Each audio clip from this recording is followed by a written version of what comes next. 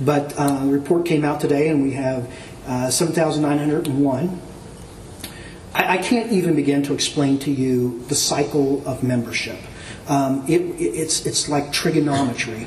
But suffice to say that it dips and it increases depending on the time of the month, depending on the season.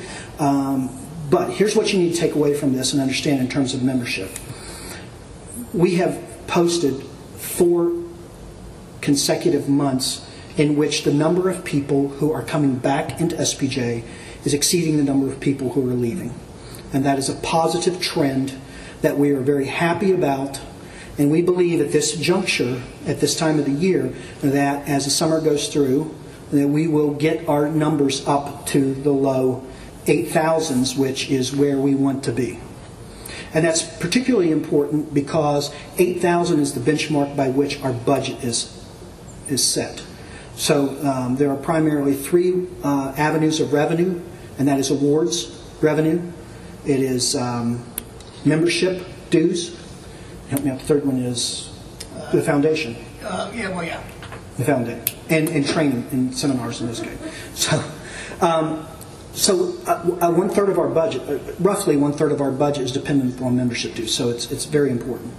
So when I said at the National Convention, is that I imposed what I call, I didn't impose it, it was a strong suggestion that we do what I would call a 10% rule. And the 10% rule seems very easy. And there are 8,000 members in SPJ. If 1 out of every 10 individuals reached out and got 1 member, just 1 member, our numbers would be up to almost 9,000.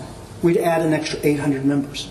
Think about this. Think about how many of you are in this room. If 1 out of every 10 of you just simply brought in 1 new member, we wouldn't be having, hand-wringing and consternation and worries about our membership. We would be doing incredibly well. And as far as the industry is concerned, we are doing well. I'm not telling you that the ship is sinking. SPJ has weathered this better than any organization.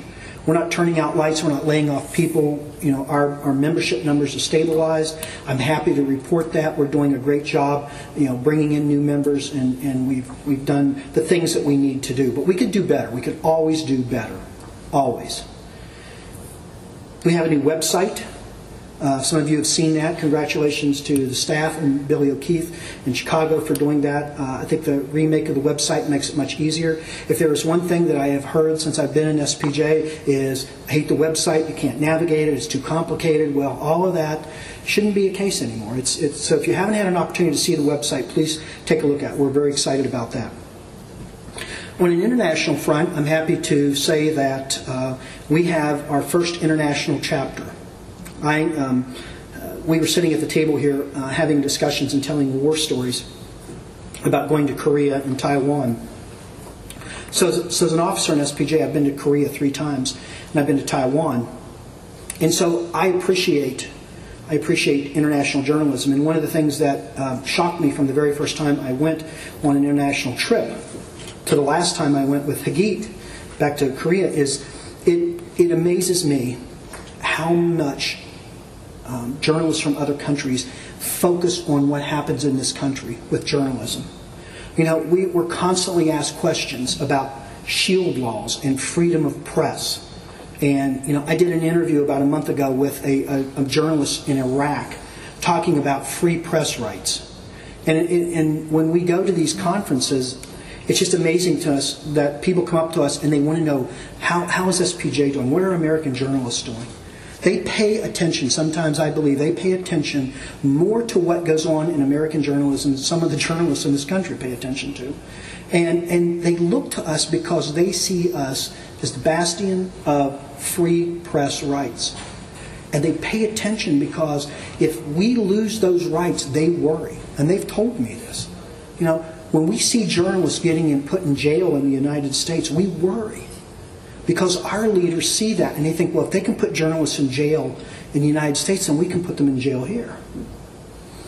So I've had a very strong interest in international, and I'm happy to say that we have done some good things with international. The first international chapter is a student chapter in Qatar. which Northwestern University Medill has provided us with over 50 new student members. And God bless Medill, if any of you graduate from there. They not only paid their dues, they paid their dues for 4 years. So maybe that's why. I have a student who's going to Medill, and her tuition's $85,000 for a year. So maybe that's why they can afford to do that. So, but we are on the ground, and SPJ is flying a flag in Qatar, and we have 50 students. We've had inquiries from India, and we've actually had inquiries from Iraq.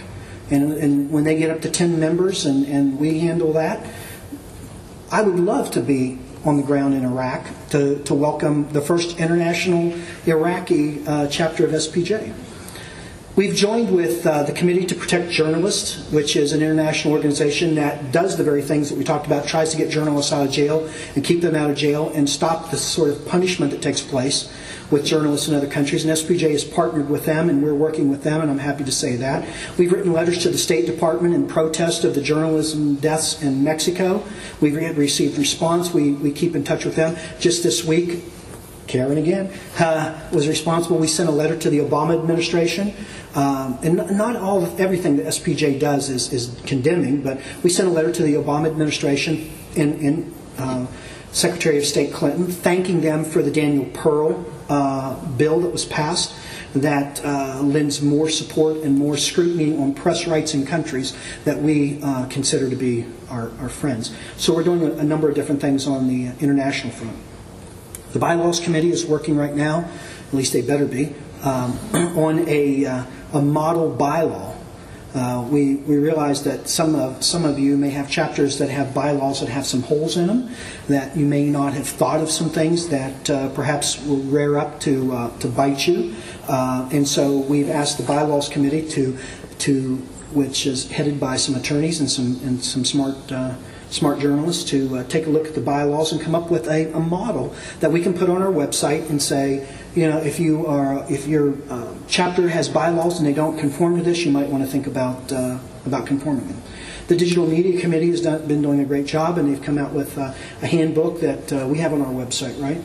And it talks it asks a number of different questions and gives you instructions on how to become digital media. I've read it, and I'm going back and reread it. Professional development. This is one of the things that we don't talk about very much. This is professional development for you. The Reporters Institute that was put on a few weeks ago in Tampa that Heather so aptly took care of, and the Reporters Institute next week for broadcasters in Tampa. SPJ does a lot of training. And at the board meeting in April, I asked each regional director to give a report, and they talked about their regional conference tonight, and they said we had 212 in attendance, so I started taking numbers. SPJ, since the 1st of March, SPJ has trained and educated over 8,000 journalists through our regional conferences. 8,000. Okay, that's as many members as we have, 8,000. Pointer doesn't educate that many students. Okay? SPJ is a leader in training and seminars. And when people say to you, why do I can't afford $72? I don't want to join SPJ. What do I get for it? Who else trains journalists for $72? Okay? Who else sends people to Washington, D.C. and lobby and fight for shield laws for $72? So there's a lot of responses to that, and I'll be happy to share every single one of them. And students, I have a special message for students who say, I can't afford $36. So there's a lot of things that are going in SPJ next year or tomorrow. Are you going to talk? Where's Chris? She's gone. She's gone. Well, it's about time. You can tell what I said. She'll be happy to talk to you about the convention, and she'll be happy to talk to you about the 2011 convention with RTDNA. We're very excited about that. The groundwork was laid for that by my predecessor, and I'm very happy to have helped move that along. And we think it's going to be fantastic. We think that it's going to give great opportunities for us to mingle with broadcasters. And I think this is the trend and the thing where things are going with the costs. So it makes sense for us to do that. So that's sort of a sweeping look at SPJ